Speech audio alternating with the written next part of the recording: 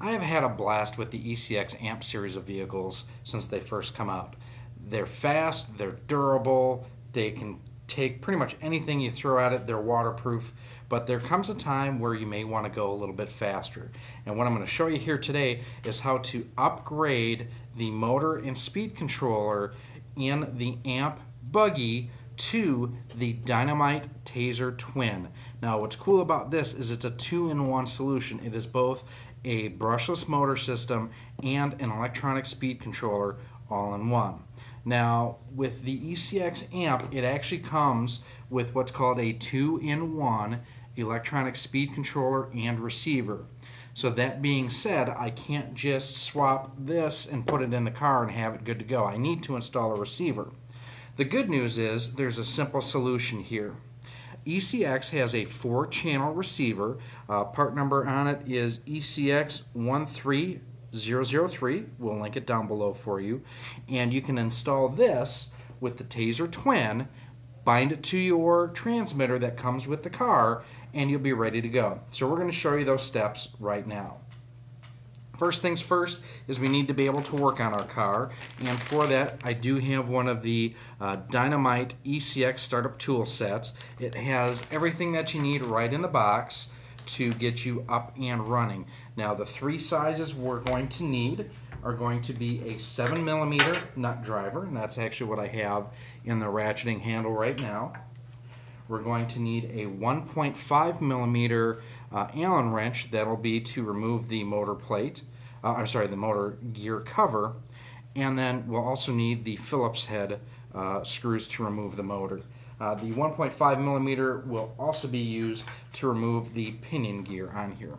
So to get started, we're going to remove the right rear tire so we can get at our motor and gear mesh a little bit more easily.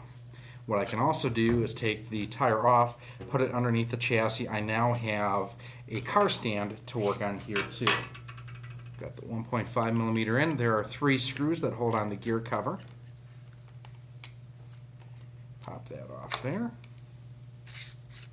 Now we're ready to uninstall our motor. Now before I disconnect it from or remove it from the motor plate, what I'm going to do is I'm going to unplug it from the speed controller. Now I can unscrew that. You'll need to make sure that you keep track of this screw and the 2 washers and note the orientation. So it is the screw itself followed by the flat washer, and there's a serrated washer underneath. This prevents the motor from slipping and throwing off your gear mesh. Now you can see that that's free, but now I still need to be able to remove the motor from the chassis. There is just one single zip tie that a side cutters. Snip that off. Now I can remove the motor fully. I'm going to set the car aside for just a moment. And finally we need to remove our pinion. And just verify that that is a 1.5.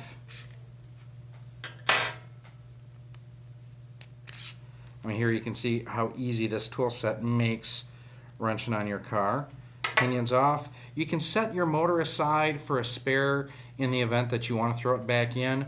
You can dispose of it just by throwing it in the garbage too if you think you'll never use it again.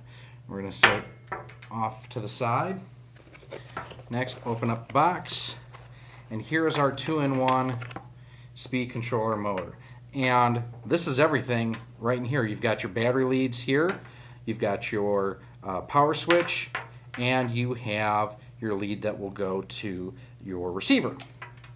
So first and foremost, we're going to get everything eyeballed up here and run through the rear shock tower, maybe.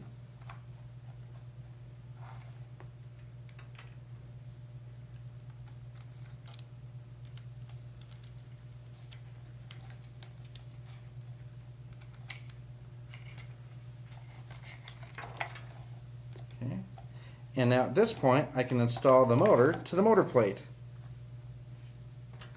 And for that, I will need the Phillips head bit back on our wrench here. if you have some sort of a pit light, it will make it easier to kind of see what you're working on here and get everything aligned properly.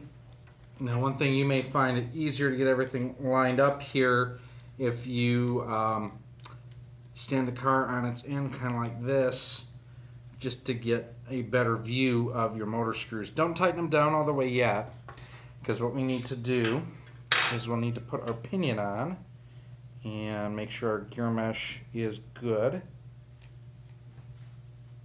And again, that's a 1.5 millimeter screw. And I will turn this around here. You want to make sure too that you're getting even teeth engagement between the spur gear and the pinion. You want the pinion to overlap the entire face of the spur gear, so you don't want it too far out or too far in. You want to pretty much have 100% tooth engagement. There's that. Now we will check our gear mesh. Actually, that feels pretty good. So I'm just going to tighten down our screws here real quick. Next up is to put the gear cover on. Now before we do, this is your slipper clutch nut here. You may want to tighten it, maybe an eighth or a quarter of a turn when you make this modification, simply because with a hotter motor you may have a little bit more slip or be able to slip the slipper a little bit more with that much more power on board. Now, if you want to be able to make spur gear slipper adjustment changes on the fly, these two screws here are also 1.5 millimeter screws, and you can pop off that collar to be able to adjust the spur gear on the fly. Next off, we need to remove the old speed controller and receiver unit from the chassis itself. To do that, I'm going to use the flat blade screwdriver side of our Phillips bit just to kind of pry it off between the chassis and the speed controller. That's pretty easy there. And unplug the steering servo and uninstall the antenna tube.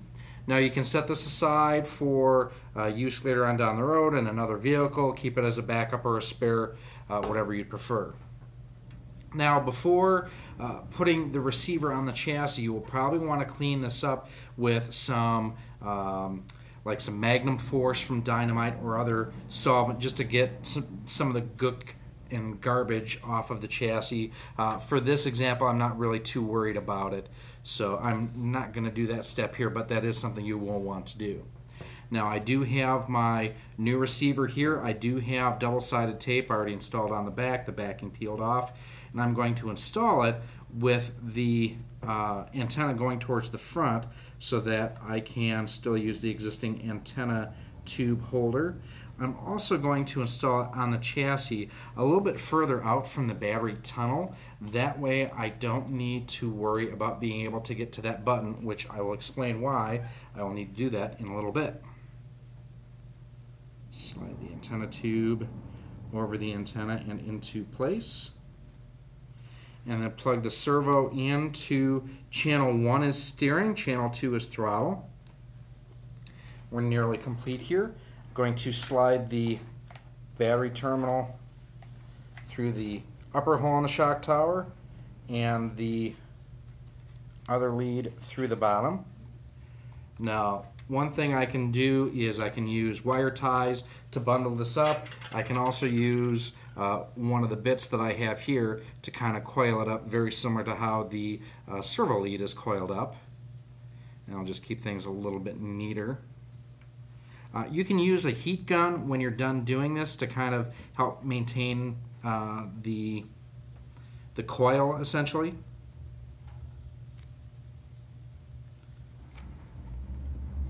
So there we have that, and now what I can do is simply slide out the bit, and you can see it stays pretty much coiled up.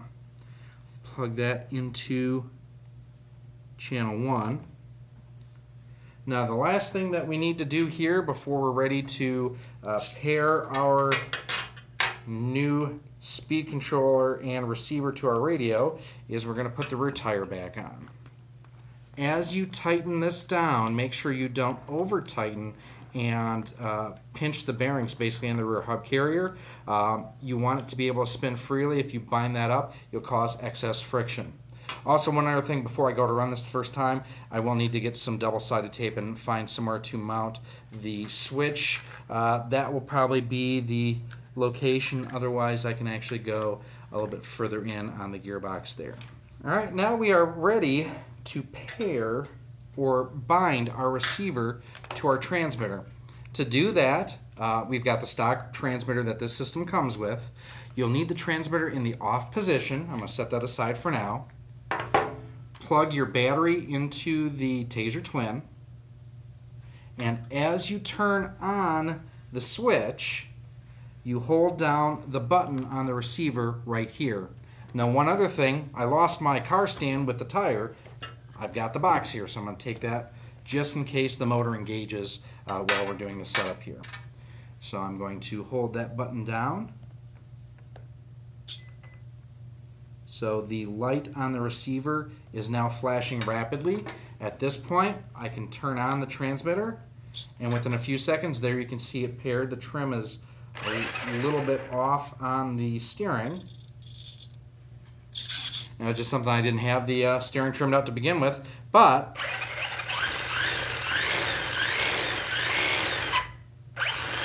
I have forward, reverse, and brake, and as you can hear, it sounds a lot more impressive than what the stock system is. So there you have it in a few minutes, how to easily make your ECX amp faster and actually more efficient with a Dynamite Tazer Twin brushless system.